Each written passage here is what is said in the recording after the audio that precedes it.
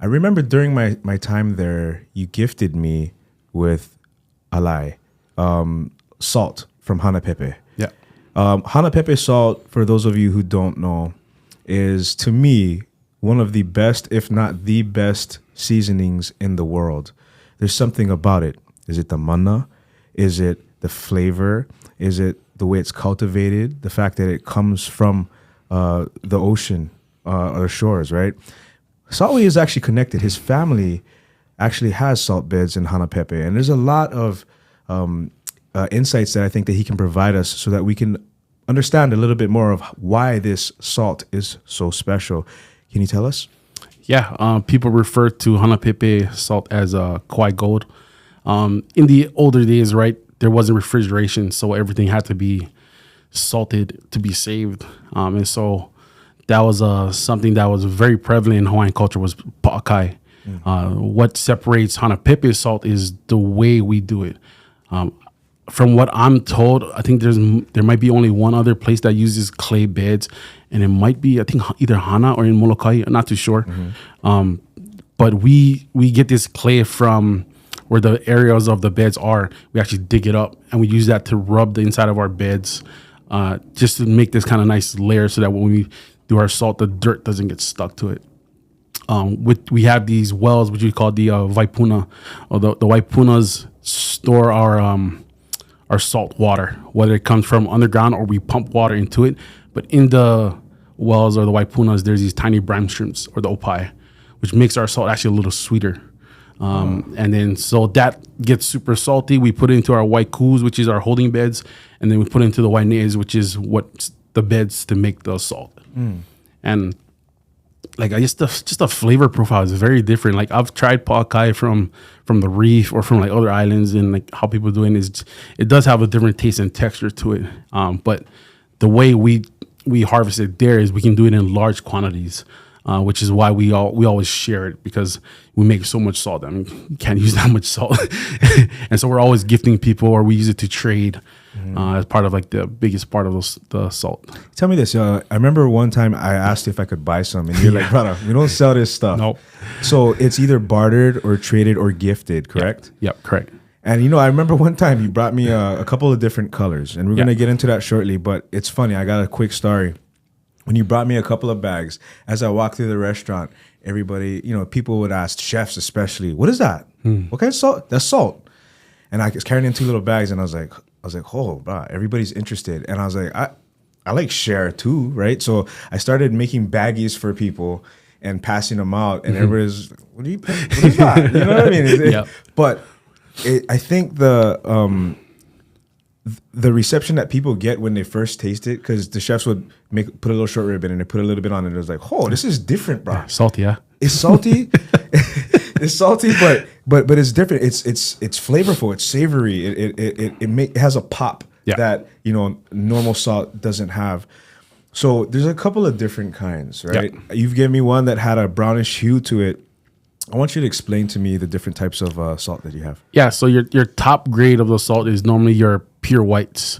That'll be like your table salt or things that you normally save. The layer in the middle and under kind of has a pinkish, almost a reddish color, and that is, some people refer to it as like your Alaea, and so that's the grade you'll use to like dry fish, dry meat, marinate. And then there's another version which what I refer to as Alaea, or proper term is Alaea. We call Alaea for short. And so what Alaea is it's a mineral deposit that's normally found by a lot of the hunters. When they go up to certain areas, they'll look for it as like looking for gold. So they'll cut into the mountain and they'll look for these dark, deep red veins, and they'll pull out the rocks. And the rocks is what we call Alaea rock. And so that we'll use to either turn to dust and mix it with the salt, or we'll actually rub down the salt with that, and it just gives it a different like robust flavor to it. But it's used more in like cultural traditional ceremonies. It's used more medicinal, so it's very high in iron. So that's why it's a mineral deposit. Really? Yeah. And so there's 2 different Alaeas. So there's Alaea in the mountain in Mauka, and there's one in Makai. Okay. I grew up always with the one in Mauka, and so the rock that I actually brought is actually my grandfather's rock that we actually had. Okay, so That's so interesting. That little flavor dynamic, but then also the nutritional aspect of it being high in iron. Yeah. So this is this good? Yeah, just leave it in the middle. Okay, so explain to us what we have here. Yeah. So this is your pakai. This is the white grade side, and so this is the light rock. Okay. And so normally, before the invention of technology, you'll rub down every single grain of it. Really? But with the grater, well, you turn it into like dust.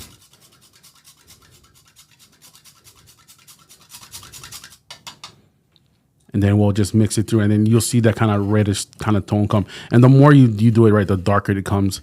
Mm-hmm. And you'll see it a lot done in like, or I guess when like kahunas do blessings, they'll use this Alaea salt rather than your traditional whites and stuff. Kauai gold. Wow. And so the area where it's being harvested in Hanapepe, there's a pakai hui that kind of protects the area.